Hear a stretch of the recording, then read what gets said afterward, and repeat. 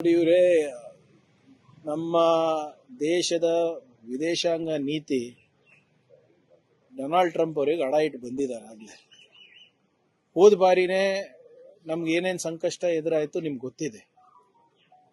Zero preparedness ಇತ್ತು ನಮ್ಮ ದೇಶದಲ್ಲಿ. ಯಾವ ರೀತಿ ಇಂಧನ ಸಚಿವರು ದಾರಿ ತಪ್ಪಿಸಿದ್ರು ಪಾರ್ಲಿಮೆಂಟ್ ನಲ್ಲಿ, ಅದು ಕೂಡ ಇದು ಇದೆ.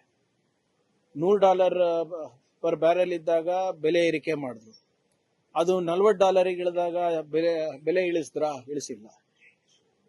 ನಮ್ಮ ವಿದೇಶಾಂಗ ಸಚಿವರು ಇದಾರೋ ಇಲ್ವೋ, ನೀತಿ ಇದೆಯೋ ಇಲ್ವೋ, ಪ್ರಧಾನ ಮಂತ್ರಿಯವರು ಹೋಗ್ಬಿಟ್ಟು ವಿದೇಶದಲ್ಲಿ ರೀಲ್ಸ್ ಮಾಡಕ್ಕಿದಾರ, ಏನು ನೀತಿ ಮಾಡಕ್ಕಿದಾರ, ಅದೇ ಗೊತ್ತಾಗ್ತಾ ಇಲ್ಲ ನಮ್ಗೆ. ಹೇಳಿ, ಇಷ್ಟೊಂದು ದೇಶ ತಿರುಗಾಡಿದಾರ ಅಂತ ಹೇಳ್ತಾರಲ್ಲ, ಇಷ್ಟೊಂದು ಅವರಿಗೆ ಮೆಡಲ್ ಸಿಕ್ಕಿದೆ ಅಂತ ಹೇಳ್ತಾರಲ್ಲ, ಎಲ್ಲ ಉನ್ನತ ಸ್ಥಾನಮಾನ ಅಥವಾ ಪದವಿಗಳು ಏನು ಅಲ್ಲಿದೆ, ಅವರಿಗೆ ಮೆಡಲ್ ಸಿಗ್ಬೇಕಾಗಿದೆ, ಎಲ್ಲಾನು ಕೊಟ್ಟಿದ್ದಾರೆ ಎಲ್ಲ ದೇಶದವರು. ನಮ್ಗೇನ್ ಲಾಭ ಆಯ್ತು? ಭಾರತೀಯರಿಗೆ ಏನ್ ಲಾಭ ಆಯ್ತು? ಈ ಬರೇ ಅದಾನಿ ಅಂಬಾನಿ ಬಿಸ್ನೆಸ್ ಹೆಚ್ಚಿಸಕ್ಕೆ ಇವ್ರು ಹೋಗ್ತಾ ಇದ್ದಾರೆ ಹೊರತು ನಮ್ಗೆ ಇಲ್ಲಿವರೆಗೂ ಯಾವುದೇ ಲಾಭ ಕಾಣಿಸ್ತಾ ಇಲ್ಲ. ತಮ್ಗಾನ ಸಿಕ್ಕಿದ್ರೆ ನಮ್ಗೆ ಹೇಳಿ. ಆದ್ರಿಂದ ಇದೇನ್ ನಮ್ಗೇನ್ ಎಕ್ಸ್ಪೆಕ್ಟೇಷನ್ ಅಂತೂ ಕೇಂದ್ರ ಸರ್ಕಾರದಿಂದ ಇಲ್ಲ.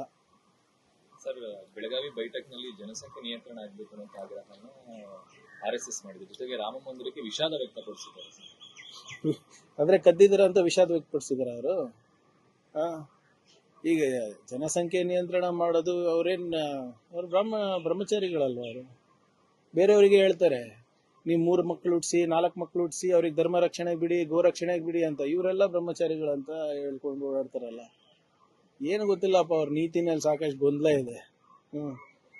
ಅವರಿಗೆ ಗೊತ್ತಿಲ್ಲ ಅವರ ಸಂಸ್ಥೆ ಏನ್ ಮಾಡ್ತಾ ಇದೆ, ಹೇಗ್ ಮಾಡ್ತಾ ಇದೆ, ಅವರ ಸಂವಿಧಾನ ಏನಿದೆ ಅಂತ ಗೊತ್ತೇ ಇಲ್ಲ. ನೀವು ಅವ್ರ ಸಂವಿಧಾನ ತೆಗೆದು ಓದ್ಬಿಡಿ. ಅವ್ರದ್ದು ಸಾಕಷ್ಟು ವಿಷಾದ ಅಷ್ಟೇ ವ್ಯಕ್ತಪಡಿಸಿ ಸರ್ ರಾಮ ಮಂದಿರ ದೇಣಿಗೆ ಆಗ್ತದೆ. ನೋಡಿ, ಫಸ್ಟ್ ಒಪ್ಕೋಬೇಕು ಅವರಿಂದ ತಪ್ಪಾಗಿದೆ ಅಂತ. ತಪ್ಪಾಗ್ಬಿಟ್ಟು ಸಾರ್ವಜನಿಕರಲ್ಲಿ ಕ್ಷಮೆ ಕೇಳಬೇಕು. ಸುಮ್ಮನೆ ಯಾವುದೋ ಪ್ರೆಸ್ ನೋಟ್ ಕೊಡೋದಲ್ಲ ಅದು. ಎಲ್ಲ ಜನರು ಕೂಡ ಅಲ್ಲಿ VHP ಕಾರ್ಯಕರ್ತರು, ಪದಾಧಿಕಾರಿಗಳು, VHP ಅಧಿಕೃತ ಅಂಗಸಂಸ್ಥೆ RSS. VHP ಹುಟ್ಟಾಕಿದ್ದೆ RSS. ಒಫಿಷಿಯಲಿ ಅವರಿಗೆ ನೆಂಟಿದೆ, ಅಧಿಕೃತವಾಗಿ ಅವರೆಲ್ಲ ಸಂಬಂಧಿಕರೇ ಇದ್ದಾರೆ. ಅದ್ರ ಬಗ್ಗೆ ವಿಷಾದ ವ್ಯಕ್ತ ಅಲ್ಲ, ಡಿಸ್ಮ್ಯಾಂಟಲ್ ಮಾಡ್ಬೇಕು ನನ್ನ ಪ್ರಕಾರ ಅಂತ. Publicly you should apologise. ಮಿಕ್ಕಿದೆಲ್ಲ ಪಬ್ಲಿಕ್ ಅಲ್ಲೇ ಮಾಡ್ತಿರಲ್ಲ. ಮೋಹನ್ ಭಾಗವತ್ ಅವ್ರು ಏನ್ ಸ್ಟೇಟ್ಮೆಂಟ್ ಕೊಟ್ಟರು ಕೇರಳನಲ್ಲಿ, ನಾವೇನ್ ಮುಚ್ಚುಮರೆ ಮಾಡ್ತೀವ ಅಂತ. ಇದ್ಯಾಕೆ ಮುಚ್ಚುಮರೆ ಮಾಡ್ತಾ ಇದೀರಾ? ಮತ್ತೆ ಪಬ್ಲಿಕ್ ಅಲ್ಲಿ ಬಂದು ವಿ ಆರ್ ಎಕ್ಸ್ಟ್ರೀಮ್ಲಿ ಸಾರಿ, ಇವತ್ತೇನು ಕೋಟ್ಯಾಂತರ ಭಕ್ತಾದಿಗಳ ಮನಸ್ಸಿಗೆ ನೋವಾಗಿದೆ, ಘಾಸಿ ಆಗಿದೆ, ಅದಕ್ಕೆ ನಾವು ಕ್ಷಮೆ ಕೇಳ್ತೀವಿ ಅಂತ ಹೇಳಬೇಕು. ಮಿಕ್ಕಿದಕ್ಕೆ ಎಲ್ಲರೂ ಒಪಿನಿಯನ್ ಇದೆ. ಪಾಕಿಸ್ತಾನ ಜೊತೆ ಸಂಬಂಧ ಬೆಳೆಸಬೇಕು ಅಂತ ಅವ್ರದ್ದು ಒಪಿನಿಯನ್ ಇದೆ ಅಲ್ಲ. ಆದ್ರೆ ನರೇಂದ್ರ ಮೋದಿ ಅವರು ವಿದೇಶಾಂಗ ನೀತಿ RSS ಕೊಟ್ಟಿದಾರ? ಆರ್ಥಿಕ ಪರಿಸ್ಥಿತಿ ಬಗ್ಗೆ, ಉದ್ಯೋಗದ ಬಗ್ಗೆ, ಎಲ್ಲದ ಬಗ್ಗೆ ಒಪಿನಿಯನ್ ಇದೆ. ಇದ್ರ ಬಗ್ಗೆನೂ ಆಚೆ ಬಂದು ದಯವಿಟ್ಟು ಕ್ಷಮೆ ಕೇಳಿ ಜನರದ್ದು. ರಾಜಕಾರಣಿಗಳು, ಪೊಲೀಸರು ಈ ರೌಡಿ ಶೀಟರ್ಗಳ ಜೊತೆಲಿ ಹುಟ್ಟುಹಬ್ಬ ಆಚರಿಸ್ಕೊಳ್ತಾ ಇರೋದು ಕಳೆದ ಒಂದಿಷ್ಟು ವರ್ಷಗಳಿಂದ ನೋಡ್ತಾ ಇದ್ದೀವಿ. ಮತ್ತೊಂದು ಲೇಟೆಸ್ಟ್ ಎಕ್ಸಾಂಪಲ್ ಯಲಹಂಕ ಲಿಮಿಟ್ಸ್ ಅಲ್ಲಿ ಅಲ್ಲಿನ ಶಾಸಕರು ಮತ್ತೊಬ್ಬ ರೌಡಿ ಶೀಟರ್ ಜೊತೆ ಕಾಣಿಸ್ಕೊಂಡಿದ್ದಾರೆ. ಈಗ ನಿಮ್ಗೆ ನೆನಪಿದ್ರೆ ಮೋದಿ ಅವರ ಲೈನ್ ಅಪ್ ನಲ್ಲಿ ಯಾರಿದ್ರು? ಸೈಲೆಂಟ್ ಸುನಿಲ್, ನೆನಪಿದ್ಯಾ? ಪ್ರಧಾನ ಮಂತ್ರಿನೇ ಅದ್ ಮಾಡ್ತಾ ಇರ್ಬೇಕಾದ್ರೆ ಇವ್ರದೆಲ್ಲ ಏನಿದೆ ಅಂದ್ರೆ, ಪ್ರಧಾನ ಮಂತ್ರಿ ಅವ್ರದ್ದು ಎಕ್ಸ್ ಖಾತೆ ತೆಗೆದು ನೋಡಿ, ಯಾರ್ಯಾರಿಗೆ ಫಾಲೋ ಮಾಡ್ತಾರೆ, ಯಾರು ರೌಡಿ ಶೀಟರ್ಗಳಿದ್ದಾರೆ, ಯಾರು ಪ್ರಚೋದನೆ ಭಾಷಣ ಕೊಡ್ತಾರೆ, ಅದಕ್ಕೆಲ್ಲ ಟೈಮ್ ಇದೆ. ಸೊ ಇದೆಲ್ಲ ಪಾಪ ನಡೀತದೆ. ಯಾರೋ BJP ಶಾಸಕರು ಒಬ್ರಿಗೆ ಮಾಡಿದ್ರೆ ಅವರಿಗೆ ಮೇಲಿಂದಾನೇ ಇರೋದಲ್ಲ ಇದು.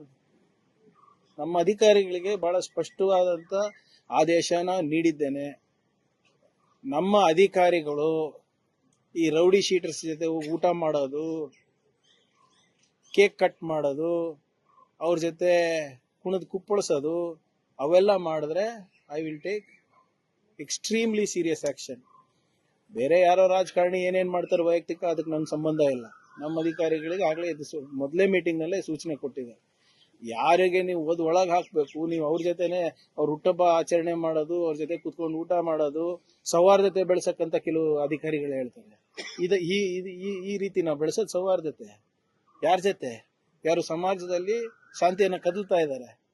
ಸೊ ನಮ್ಮ ಇಲಾಖೆ ಸಂಬಂಧಪಟ್ಟ ಹಾಗೆ yes we will take action if there is anything. ಮಿಕ್ಕಿದ ಯಾರು MLA ಯಾರ ಜೊತೆ ಇರ್ತಾರೆ ಅದು ನಮ್ಮ ಸಂಬಂಧ ಇಲ್ಲ. The chairman has been removed after governor signed the letter. No, it's very unfortunate that this has happened, and there is a huge trust deficit for the Public Service Commission, and you need drastic reforms, considering the NEET paper leak, considering what has happened in the CBSE, and more importantly, the